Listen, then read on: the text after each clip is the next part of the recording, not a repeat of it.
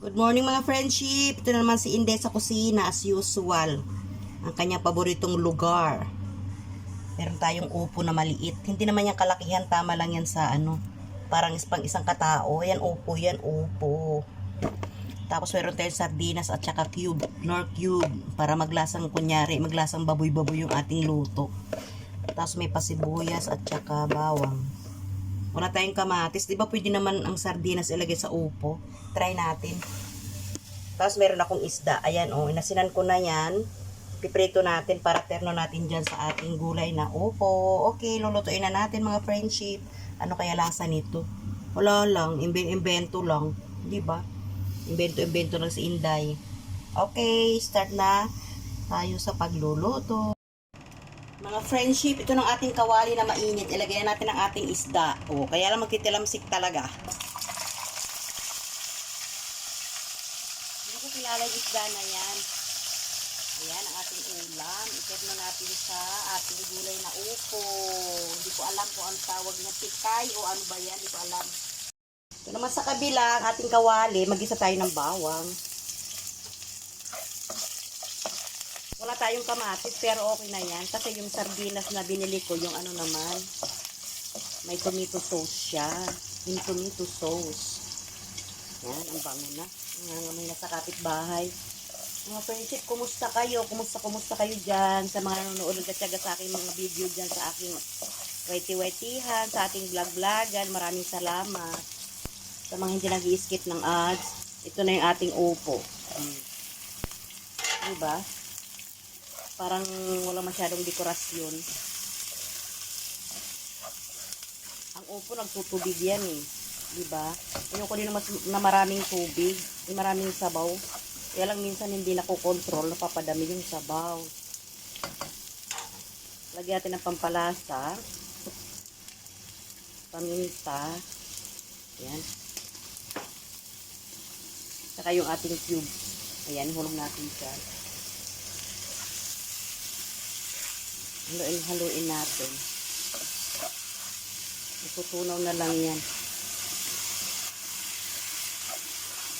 Ayoko muna maglagay ng asin. Kasi yung sardinas natin, tunawin natin para mapunta sa gulay yung lasa niya. Kaya mga friendship, ano ulam nyo? Ito ng ating sardinas. Ayoko rin durugin yan. Ay, madami pala laman.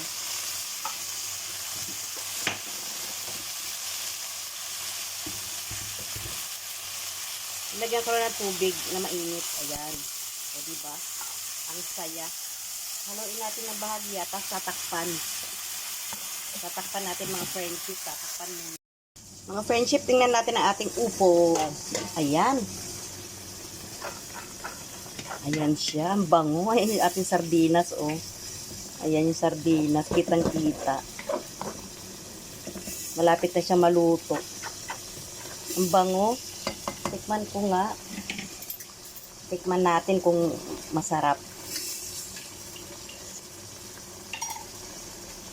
Ay, panalo sa lasa. Sobrang sarap. Ano ito? Kakaiba. Masarap siya mga friendship. Kunti pa. Kunti na lang. At kakain na tayo. Takpan uli natin. Takpan. Ito naman ang ating isda. Terno natin sa ating upo. Ay, parang hindi pa masyado. Tanggal yung mata, Tanggal yung mata niya doon. Ayan, wow, ang laki. Ang laki mga friendship. Gawin natin tostado yan para masaya ang ating pagsasaluhan. Gulay na upo na may sardinas at saka isda na katamtamang laki. Malaki siya. Ayan. Ayan sa mga friendship, Kita nyo?